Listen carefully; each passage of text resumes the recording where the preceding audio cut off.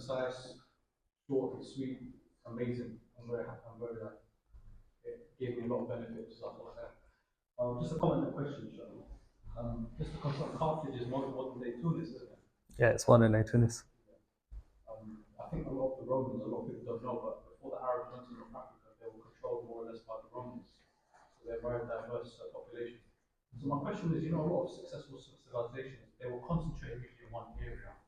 For example, the Mongols came from Central Asia, more or less Europe, Western Europe, the Romans, they were kind of that kind of area of Italy, and that. But current day situation is a lot of Muslims are not concentrated in one area. Muslims are dotted around in North America. Muslims are even in South America. Muslims are everywhere around the world. So if we were to think about that situation that you mentioned towards the end, what is a possibility? Because it would be very difficult for that cohesive nature to be in fruition. So I just want to ask you, what would you say? Because it seems like a very difficult logistic mission. You're right. When it comes to these other civilizations, they were very closer to more of a nation state rather than an ideological state. So when it comes to, let's just say the Mongols, right? They came from the steppes. That's why it was so easy to bring them together, right? It's because they had a shared identity there. Or when it comes to the Romans, they were able to, because they were from the Italians, the Italian peninsula, they were able to unite based on that, again, nationalism. But if we look at Islam, right, Islam isn't restricted to one area in the world. It's diverse, it's everywhere, right? But again, like what unified all these different societies, right? They had a shared idea. The idea of like, let's just say Mongol nationalism or like Roman nationalism.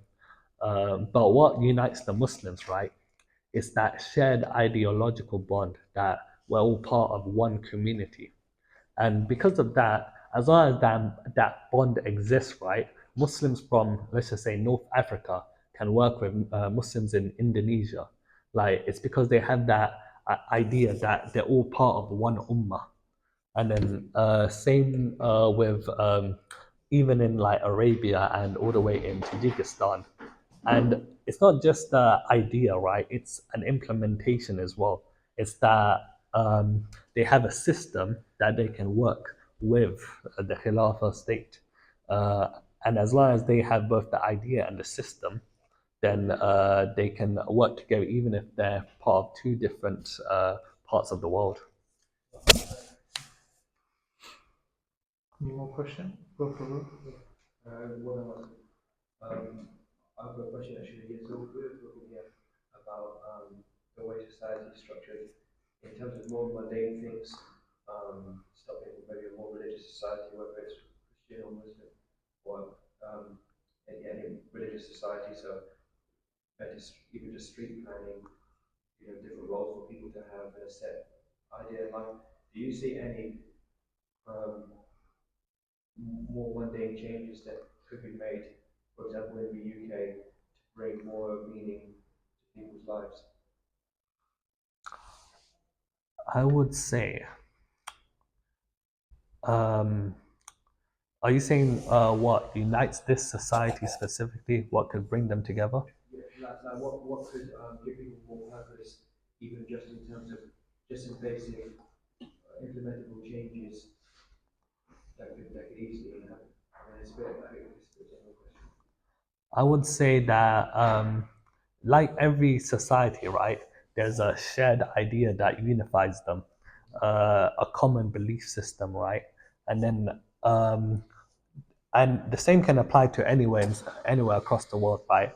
As long as a society has a shared set of ideas, right, they can work together for a common purpose.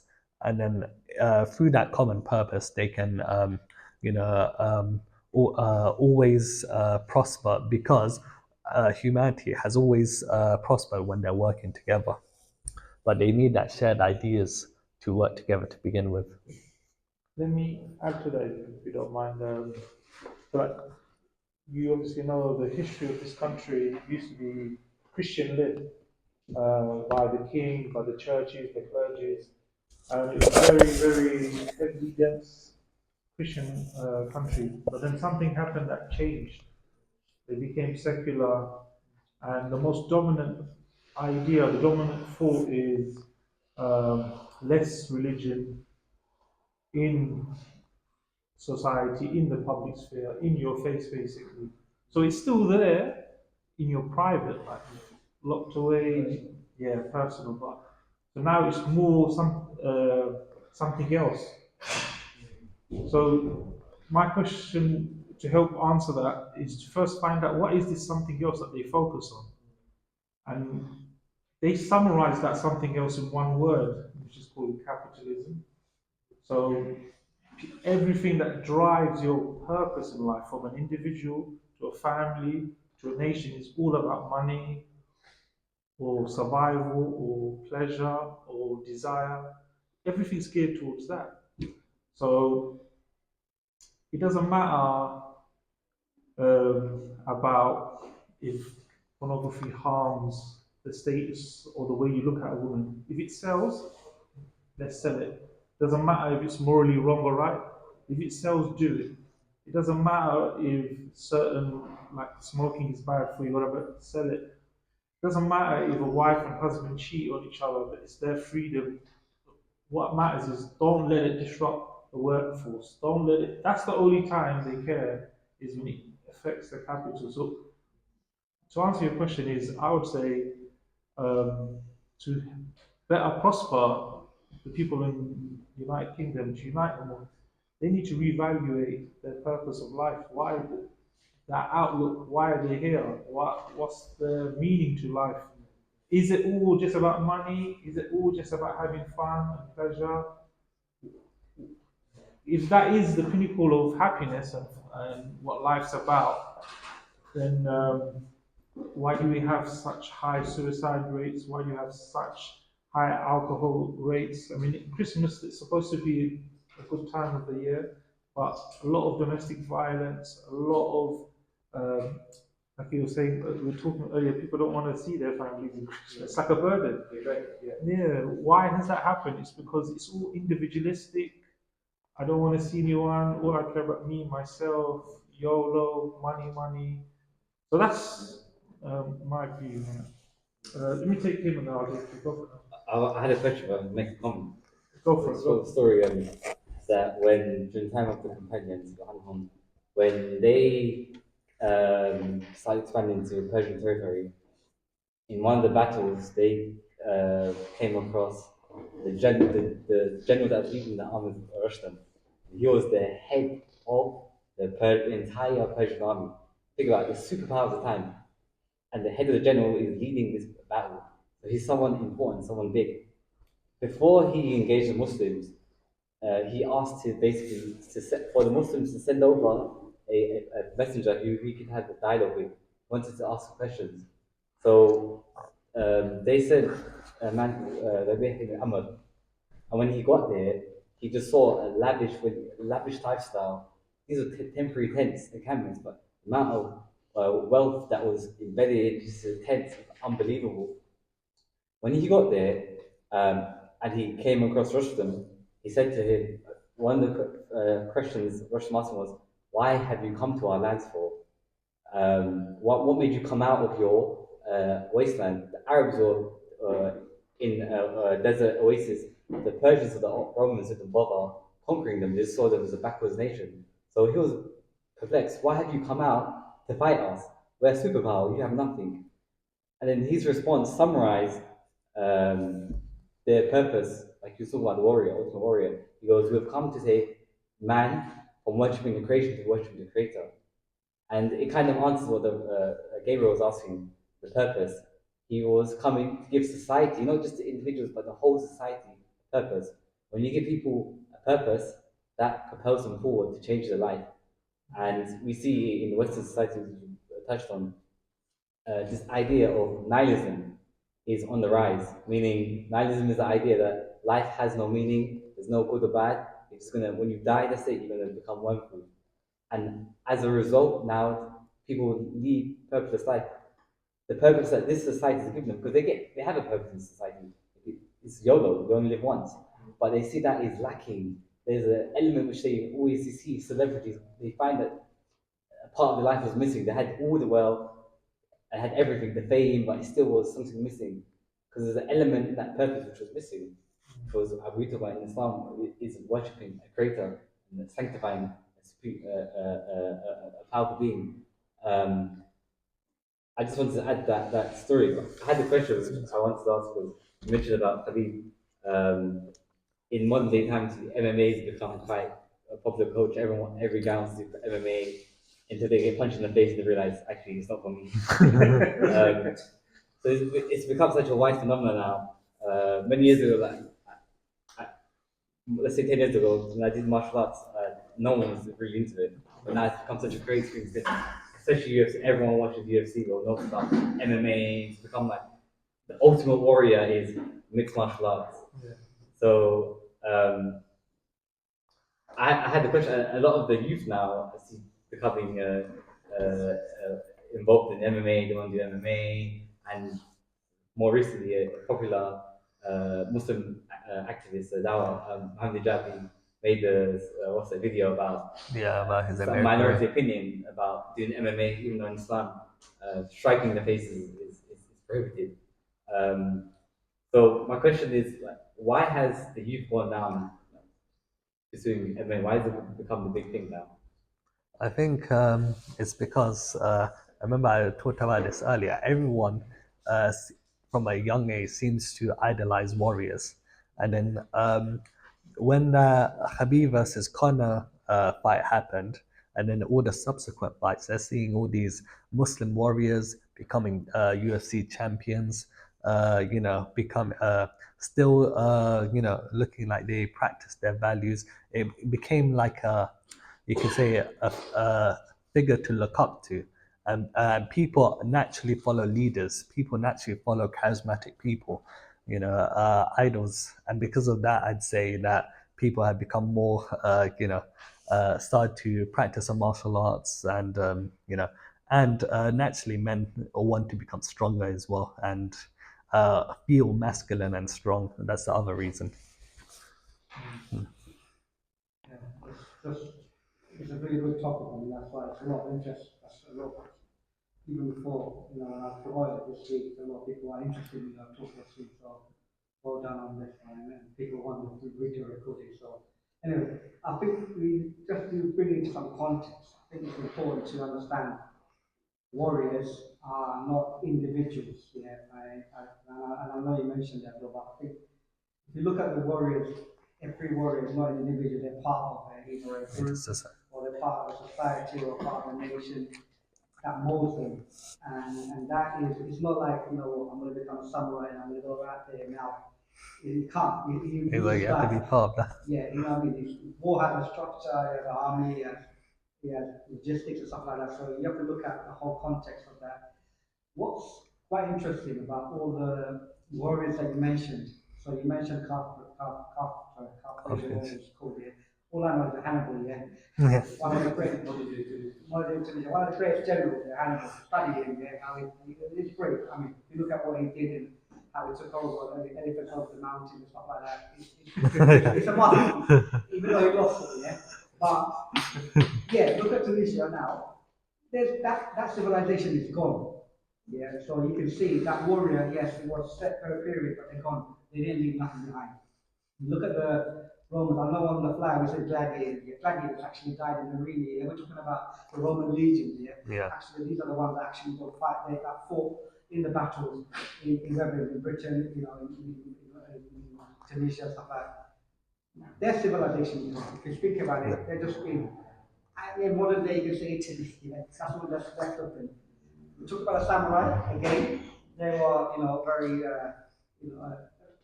they quite, they went far. They conquered much parts of Asia, in World War II. Obviously, Japan was a very close state for thousands of years, but then after World War II, around World War II expanded. So now you look at it, where's the Japanese? Just in Japan, if you think about it. Mongols, again, I'm just sorry, I'm Mongols, they took over all of the world, half of the known world at that time. but now they're restricted to Mongolia. So what I'm trying to say is, if you look at what you said about Islam, we didn't fight because we want to be the baddest person. We want the, as you said, we want the wealth, we want the money. We didn't fight for pride. We didn't fight for nation state. We're Muslim. We didn't fight for that. We fought to liberate other people from oppression so that the message of Islam reached them. And that is the ultimate success of that warrior, or the army had him. And the Prophet ﷺ molded that warriors that he had into the Sahaba, and that became the army. He molded them in the war ethics of war, how to fight, when to fight, what not to do, who to not to kill, how to fight, how not to betray. So much rules in battle. Having that mindset and the reason they went into battle has led them to look at the Muslims where they are.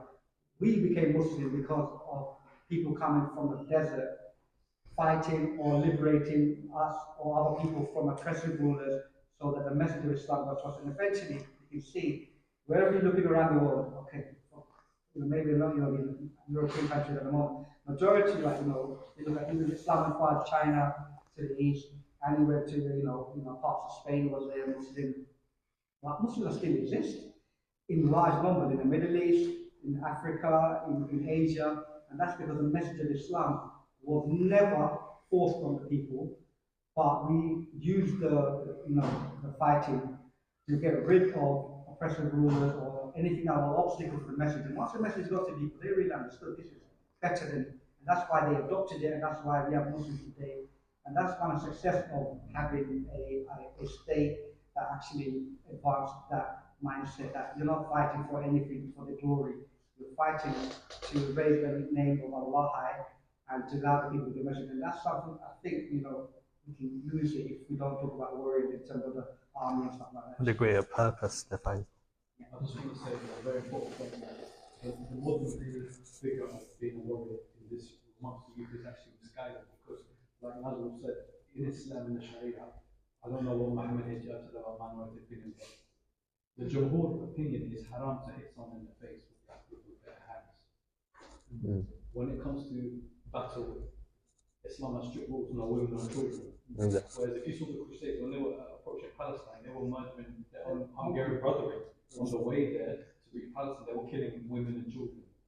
Of course, there's been exceptions to certain situations, but the general rule is in Islam, you can't kill women and children. And the male army of opposition, there needs to be an agreement of a fight. There needs to be some sort of situation in Arabic and Malkif where there has to be a battle. But my point is that the reason why, even in Roman society, men were brave because they were not doing MMA punching people. They were growing up horse riding. They were growing up riding camels.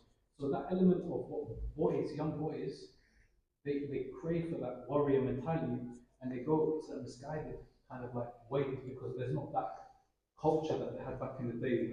Imagine 6-year-olds in Arabia would ride a camel, ride a horse. That brings bravery. You go into the forest hunting. Islam has strict rules about hunting. If you want to eat an animal, you have to kill it, and it can't be dead. You can't find the animal dead. So that brings element of bravery, it brings element of courage. In the time of Umar bin Abdulaziz, he was one of the later caliphs. He explained that how he used to train his son. So he would do Quran, he would do Arabic, he would do fiqh and all that, but he would go out after Asr and actually do things like riding horses, bow and arrow. So if we got all the young boys in this country, I'm from an area where people used to shoot each other, and there's been 2 shootings in the last 2 days, one in Church Road, one in Stonebridge. Kids are grabbing machines and shooting each other. If those kids said, listen, come here, ride a horse. There's actually Aki adventures, they do something in Morocco where they ride. I'm telling you, guaranteed, that will bring the natural bravery that Allah and God has said to people that comes naturally. And it breeds a confidence. Because a lot of people, they fight, you know why? Because they're scared. Why are they stabbing each other? I have a background and you've got this, that. Because they're scared. If you had natural bravery of riding horses, bow and arrow, hunting, you wouldn't need to feel like I need to prove to this guy or this man that I'm a bad guy, because that's the natural way as a man to develop your courage and bravery. Fully agree. Was it you, bro? Or no, Mahfouz and Ghana? I thought it was you. The Islamic State did not force anybody to become Muslim, because why do you want some insincere people in the Islamic State?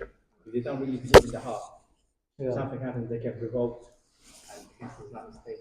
There's no point forcing people to become Muslims. Even just like the Russians when they went to Afghanistan, they tried to force people to follow sect for that Communism. communism in it. But when the Russians left, they all came back to Islam because they were sincere believers, isn't they?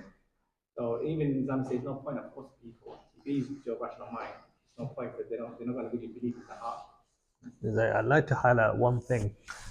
During the age of Andalus, right, it was Muslims, Christians, and Jews working together, to build their society, to build their civilizations. Like they were able to build aqueducts, entire like sewage systems, public lightings, while Europe was in its dark ages. And like that was because they utilized all the talents in their society. They didn't discriminate between any religion, any creed. They were about everyone was equal under the law. Everyone had a role to play. Also,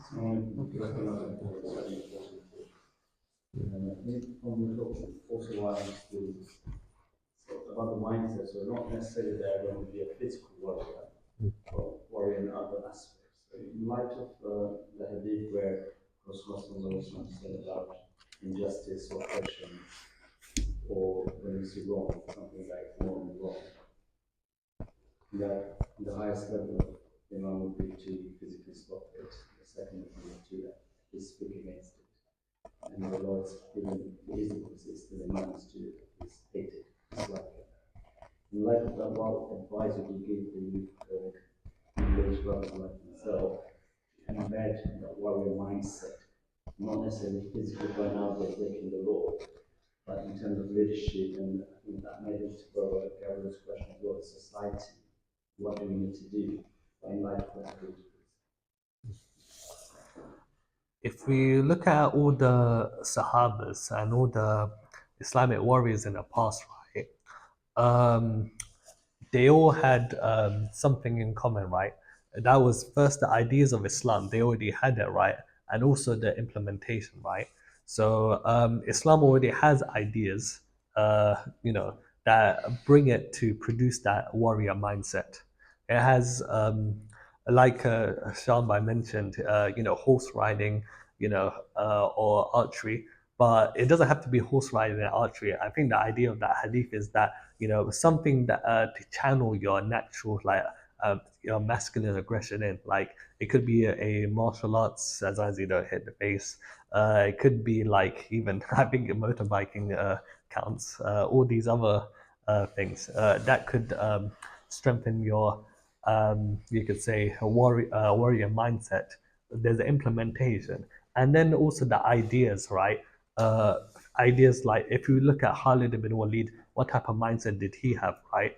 One of the quotes he had, right, is that if you look at my body, there's not a handspan of my body without wounds. Yet I regret I did not die in martyrdom, right? It's the um, it's the idea, just like the samurais, they had prepared to die in every moment of their life. That life, death, victory, or defeat. Ultimately, none of it matters. Only that you're living your life for the sake of Allah. That's what matters, and so it produces a mindset where you'll be willing to contribute to society. You'll be willing to defend a woman if she's harassed in the streets, because in you are obligated, according to a Quran, to defend that woman, to stand up for justice. Like the speech you mentioned, if you can act, then you stop her with your hand. If you can't, you stop her with your speech, and then if not, then hate in your heart. But then if you truly want to cultivate that mindset, you'd make sure you are prepared for a day where you will have to defend that woman. I'm not that well versed in history, and my lesson is so obviously Muslims exist in this day and age as like a global, united as one force, don't exist in that way, right? Whereas in history, what we did When do you think that downfall happened? Why do you think? I would say it didn't happen in an instance. There were stages across our history that eventually led to it.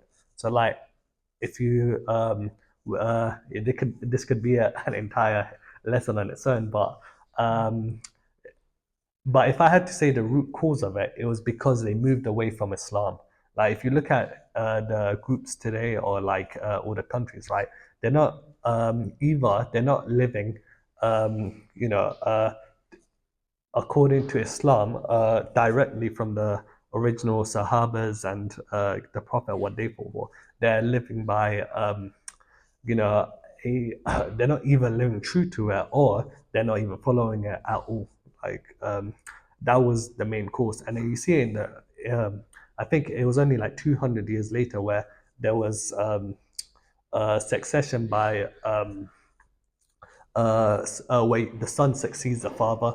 That you could say was one of the stages where it was no longer a meritocracy, like the Islam of the when it was in the time of the Sahabas. It was now a time where clans ruled, where your position in society was now determined by your clan, and then you can even go on to other scenarios in history where things that were clearly not Islamic were brought in.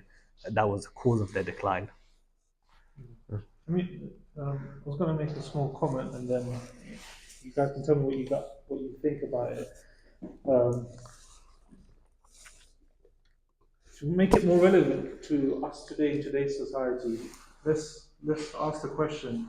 How many times have you heard? So let's take the situation in Gaza. There's a genocide going on, not a war. There's a lot mass murderings, people looking for their children in rubbles. It's horrific. And then people ask this question, especially amongst the Muslims here. They ask, where is our Salahuddin today? Where is our Musa? Where is our Khalid bin Walid? They ask these questions, don't they? But what do you say to these people when they ask this question? Or what do you say to yourself when you think about this? Yeah? I think these people exist amongst us today. And I'll give you two examples. Who knows about the brother that died in such a way that the chair he died in became famous? The whole world, from America to Indonesia, everyone, they praising his bravery and his valor, and the way he threw that stick at that drone that was hovering over him just before he died. English, white people, journalists, African, Chinese, everybody was praising this guy's bravery. Because why? He was standing for what he believed in. There's a belief he stood for. And he died in that path. And you know what he said? Because I want to make sure I don't die from an illness. I want to die fighting for my people, fighting for my land, meaning standing for something, some sort of value. Let me give you the second guy who I believe, but like brother was saying, there's warriors in different ways. It's not always just about fighting. This brother, in the most darkest places, he's bringing light to people. He's bringing a smile upon faces. He's lost his mom. He's lost his family. He's lost his neighbors. They're all under rubble. But he's still bringing out food. He's still bringing smile to people. He's still preaching Islam to people. Who knows what brother I'm talking about? I remember when I was describing this person to somebody else, they thought he was Superman. Yeah? Who is this guy who brings light in this darkness? I'll tell you more about him. He lost his granddaughter and he held her in his arm and he said, "This is the soul of my soul." Yeah? Very recently, he passed away. Yeah? Why did the whole world, every single person on the planet, talking about this man? He's a different type of warrior. The guy who stood for justice, stood for love, stood for the beauty of Islam. All this Hollywood and all this crap they try to paint the Arab man in such a bad way. This man, in just a few seconds, destroyed all the multimedia corruption and propaganda. We have people of bravery today. We have people who stand for values. They stand for justice. They stand for what they believe in. The difference is they don't have a resource behind them. They don't have a military. They don't have, education. They don't have a government. They don't have all of this that makes justice come to life. They don't have leadership. You need a proper system of governance to bring back the justice, to implement it. And there's a famous hadith of the Prophet who says, only the Imam is a shield that protects the Ummah. Only the Imam that protects and shields the Ummah, and the Ummah fight behind it. We become warriors by standing for our values, standing for justice. So Habib, when he fought, he didn't fight for I want to become the biggest and bravest and toughest. He had to not do it for his desires. What controlled his desires was the morals of Islam. Yeah. What stopped him from going out and drinking and being indisciplined was the teachings of Islam, the ideas of Islam, as Wasim kept talking about. What kept him from quitting MMA? Because he knows that in Islam says your mum and dad, they are very highly ranked. You can't disobey them. You can't even say uff to them. His dad told him, stop fighting after, and he said, out of respect for my dad's wishes, I will not fight again. The point I'm trying to say is it's the Islam and the values it carries that molds you, that stops you from doing things just for money, just for pleasure, just for messing around, following the crowd. It molds you into a better, a warrior, as he says.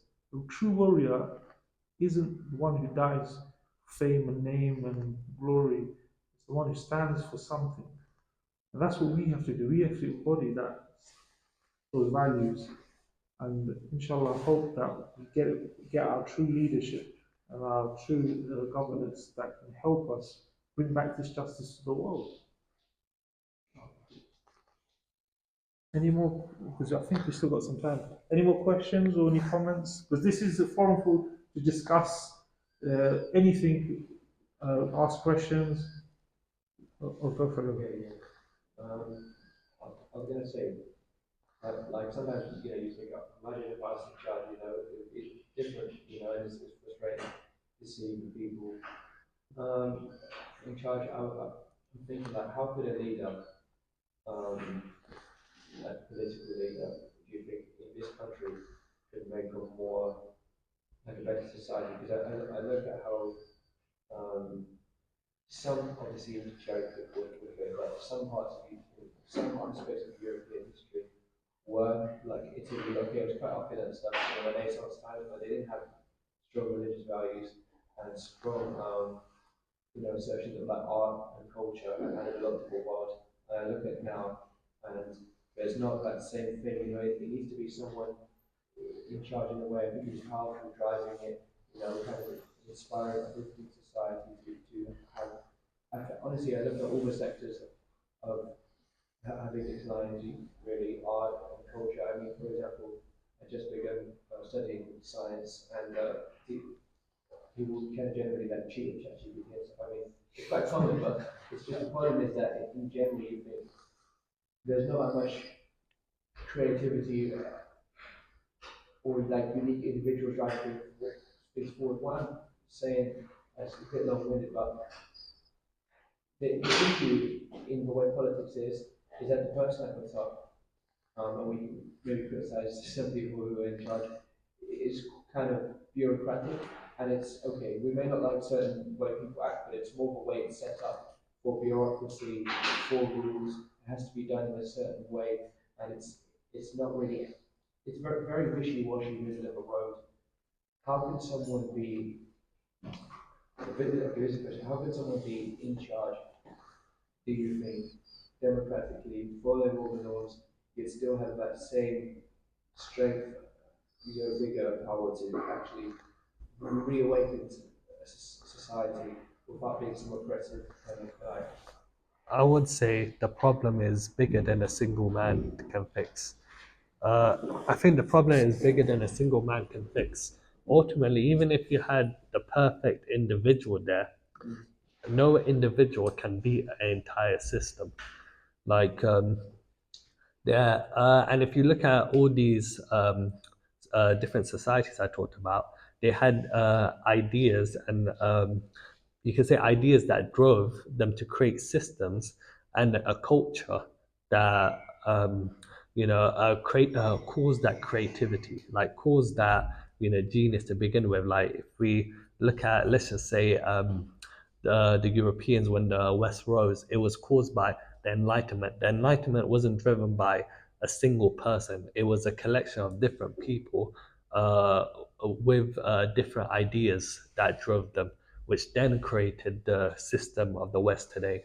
Um, and then, but if we look at, let's just say, the problems of today's society, right?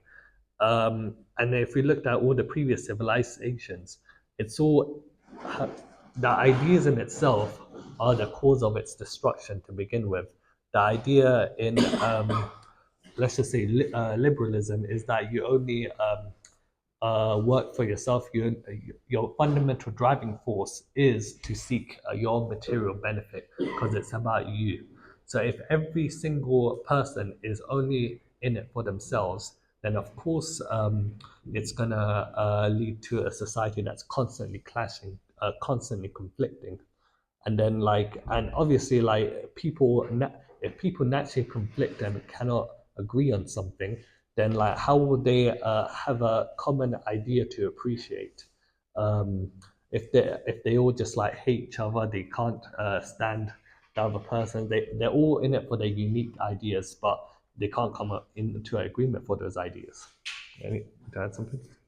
Yeah, for Muslims, it's the fact that the ruler doesn't make the rights and wrongs. Because if you left it to a ruler, let's say I was a Muslim, why would I not bend the rules to favor myself or favor my group of people so that we could be rich and show the people that, hey, we're working, we're trying to fix society. What's to stop the human individual from being greedy? Or what's to stop people paying me to be making rules to favor them? In Islam, because the individual doesn't make the rule, it's already set by God.